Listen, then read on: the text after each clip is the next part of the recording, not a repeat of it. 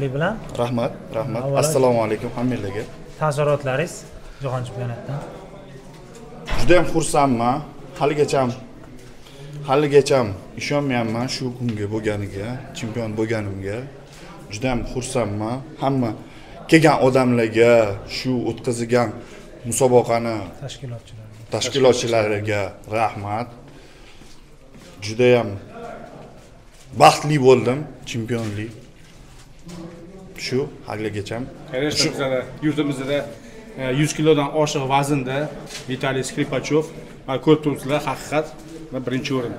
Biz qancha trenirovka qildik bu bilan birga, zalga qancha dieta, parhez ushladik. Mana oxir oqibat natija mana eng zo'r bo'ldi.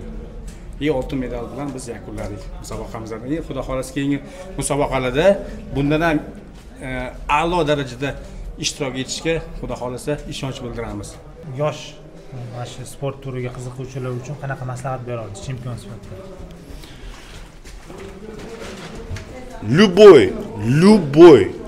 Любой sport bu yaxshi. Yaxshiligiga darajaga olib keladi. Yaxshi. Любой.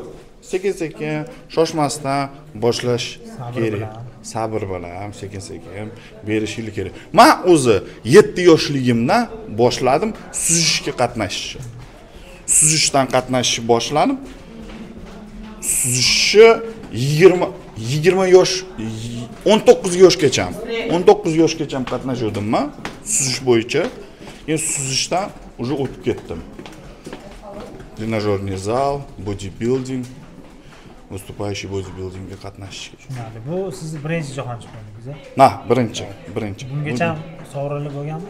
O'zbekistonda o'rin olganlar, O'rta Osiyoda ham birinchi o'rin olganman, O'zbekistonda ham birinchi o'rin olganman.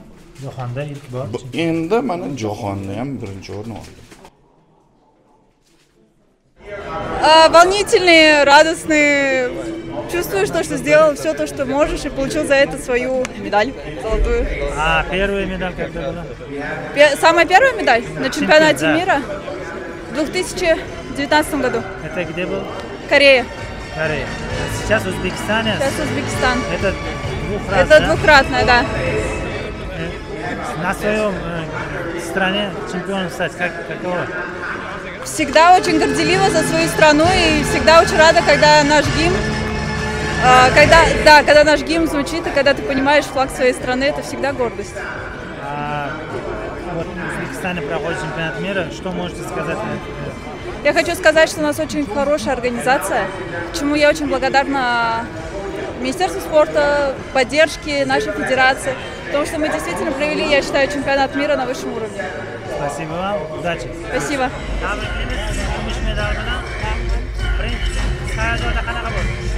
Judayam kuchli, kutmoqdim. Lekin mehnatimiz yarasha bo'ldi. Necha yoshdan beri shug'ullanasiz? Men professional bo'yicha 1 yildan beri shug'ullanaman. 1 yilda shu ikkinchi o'ringa chiqdingiz jahonda. Tashkilotchilik haqida nima deya olasiz? Tashkilotchilarimiz yaxshi, zo'r, hammasiga rahmat. Nimadan kam qilishmaydi hammaga. Rahmat, keyingi musobaqalarda ham omad. Birinchi navbatda O'zbekistondagi jahon chempionati haqida, tashkilotchilik haqida musobaqa. Ko'rib turganinglardek, bizda hayotda birinchi marta o'zi chempionat mira bo'lyapti. Ko'rib turganinglardek, Humo arenada zo'r o'tkazilyapti. Tashkilotchilar четкий. Соревнования endi biz постоянно chempionat mira Aziyalarga chiqib yurganmiz. O'shalarning ichida eng zo'ri hozir bizaniki bo'ldi. Именно tashkilot bo'yicha, именно мероприятияni o'tkazilayotgan joy bo'yicha juda ham zo'r. Ochig'i sizni ham jahon chempionati ko'ramiz deb kutgan edi, endi to'g'ri, chuqur bilmaymiz bu sportda nima uchun qatnashmayotganingiz haqida. Men to'g'risini aytsam, sog'lig'im bilan ozgina problem bo'lgani uchun qatnasha olmadim. Aslida sportni tugatmagansiz? Yo'q. 2022-yil xudo xolasa hamma chempionatda qatnashaman. Bu yil prosta o'xshamadi. Hozir O'zbekistonda baribir mentalitet boshqacha-ku. Masalan, bu sport turini Toshkentda qabul qilinishi, mana shu sportni, bodybuildingni O'zbekistonda yanada rivojlanishiga turtki bo'ladi deb o'ylaysizmi? Albatta. ko'proq o'tkazish kerak menimcha chempionatlarni, chunki baribir biza hozir mana O'zbekiston hamma taraflama yuqori cho'qqilarga chiqishyapti. Biznes tarafdan ham, oldi sotish tarafdan ham, hamma tarafdan sportchilarimiz, hamma sport tarafdan-da, nima uchundir bodybuilding orqada qolib ketyapti shu narsaga.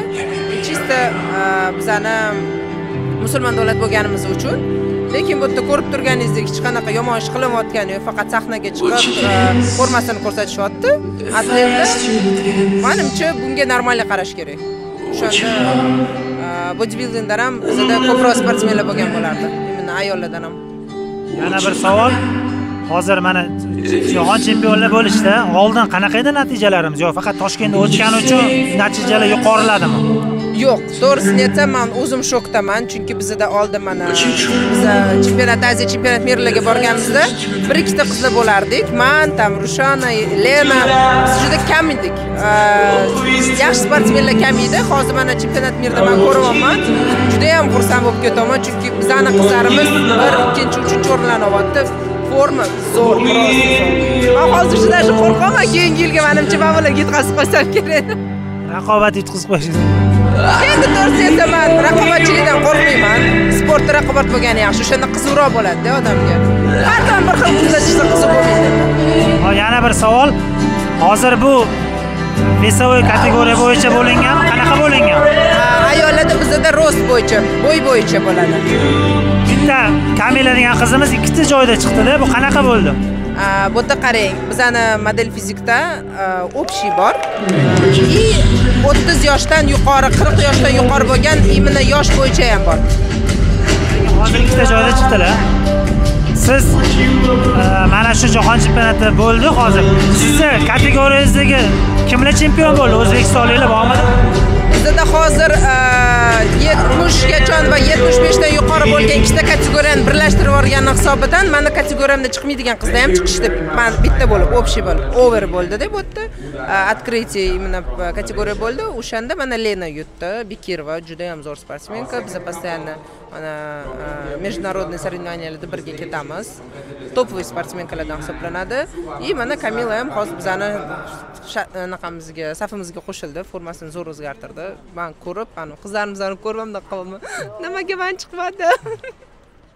Hali keyingi yil sizga ham omad tilab qolamiz va yosh sportchilarga maslahatingiz.